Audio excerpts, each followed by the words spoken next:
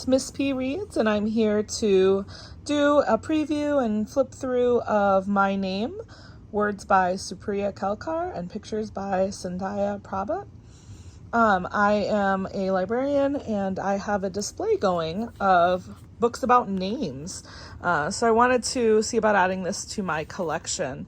The author has a lot of great resources online, including some worksheets and some other materials that you can, like posters and things. So it's about honoring different names. I'm initially thinking for sure this could be used with books like Your Name is a Song by Jamila Tompkins Bigelow. And then a lot of the classics like My Name is Yoon, of course, Chrysanthemum, lots of different great ones. I also really like, and I think is very under talked about, always Anjali.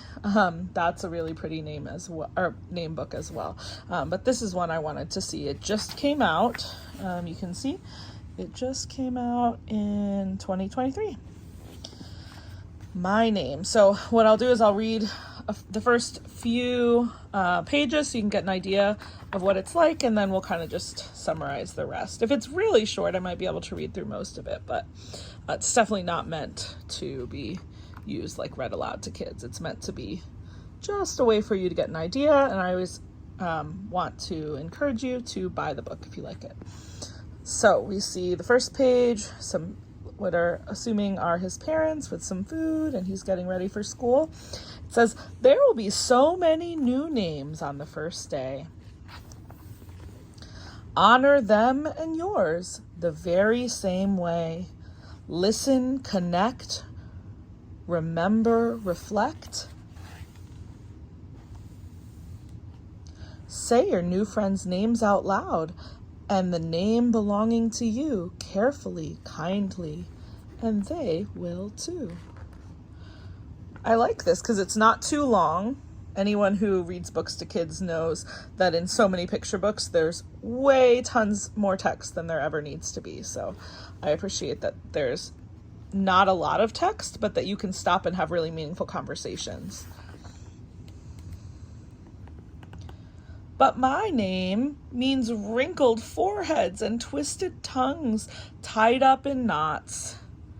This is a really good page to talk to kids about. Why do you think the illustrator made these kids in blue and green? And why was his tongue twisted up in knots? Talk to little kids about how does that actually mean his tongue was tied up in knots? Oh, it doesn't? What does it actually mean? And you talk about like how you can write different emotions. Older kids, you can talk about it as, is this metaphor? Is this simile? Is it like how are we comparing two things? And you can use it as like a writing mentor text. And you can also talk about emotions. This is a good start so far, because it gets them to build empathy, and that's the whole important thing, right? My name means giggles and more names that sound similar but are not mine. Neem, naam, name.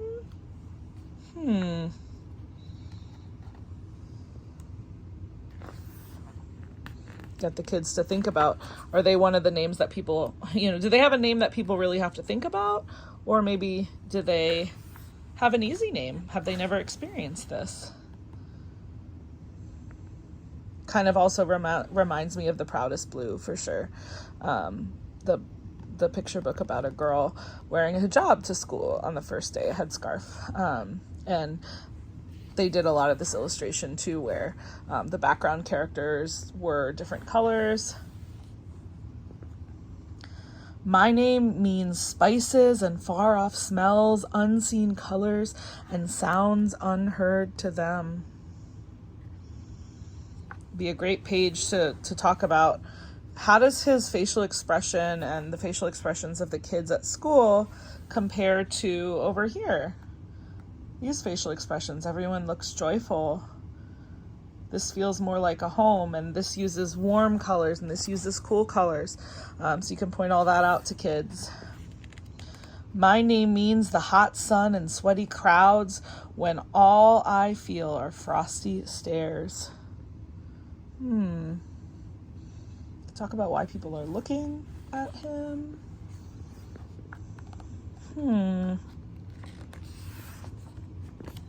My name means syllable after syllable, rolling, crashing, unending like the waves of the sea. So this is definitely the first time I'm reading through this. So I'm seeing it's building up all of this kind of negative association with the name. And I feel like impendingly it's going to change. I'm hoping that that's what it does, and start talking about all the beautiful things with his name as well. My name means I'm different.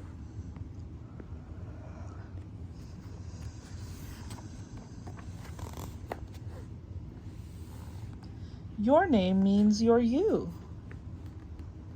Huh. So the mom is literally lifting up his chin, and she's the one giving him the good advice, the reframing.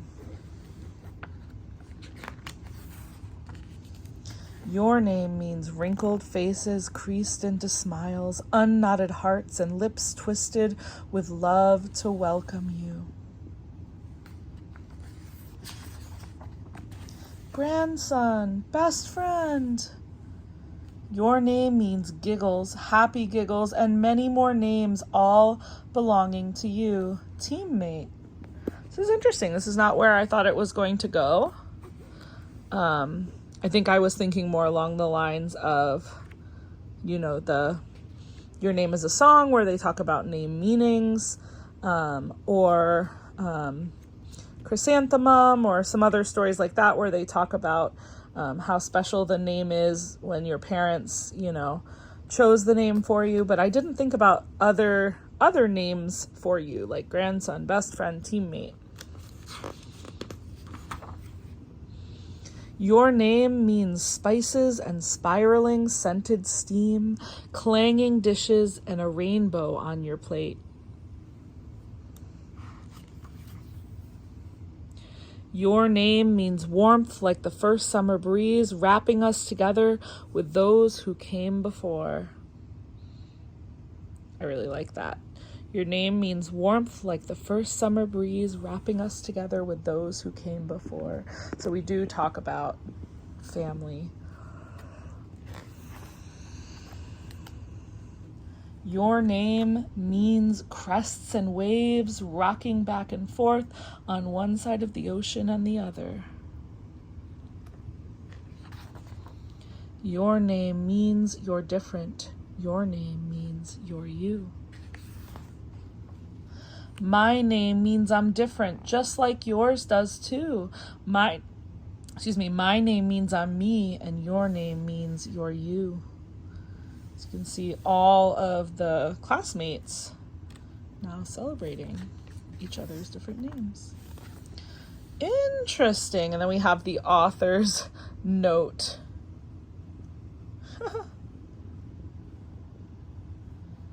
Very cool. It's a very meaningful story about, I'm not going to read it to you, but about her name and the nickname she got as a kid and kind of like reclaiming her name. So, very cool book. Not fully what I was expecting, but very cool. I think this is an interesting aspect by talking about the different, names or things that we're called that are not our names. It's an interesting story. Definitely the connection to family. I think it's interesting, you can talk to kids about how the same thing that can bring giggles or confusion or othering can also be a part of like something that actually is special and celebrated.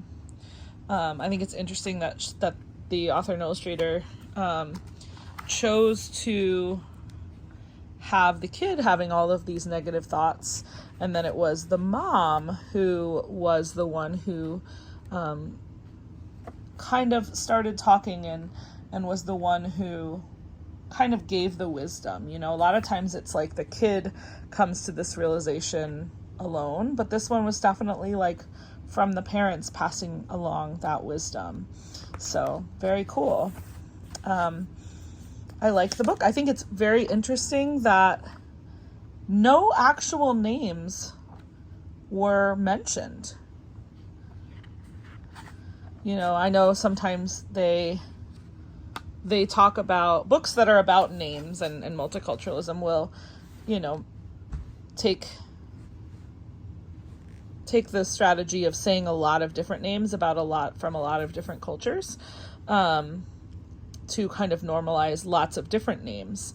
And that can be really special for kids that have those names, or know someone with those names, because they're not names that are usually heard in picture books, that in the kind of white Western book culture that we have and that we're trying to go away from, But she chose to not actually put any real names in it, which is cool. But then, of course, makes the connection to her own experience there at the end.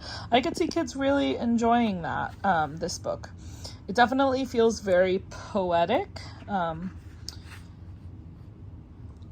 I feel like this page jumps out at me a lot with these words. I feel like I would stop at different pages and talk about, stories of when they were a baby or when they were kids, and about what family teaches you and how we can make sure people don't feel like this, like they're so different, and people are staring at them, and all of that kind of stuff. So I feel like there's lots of good lessons.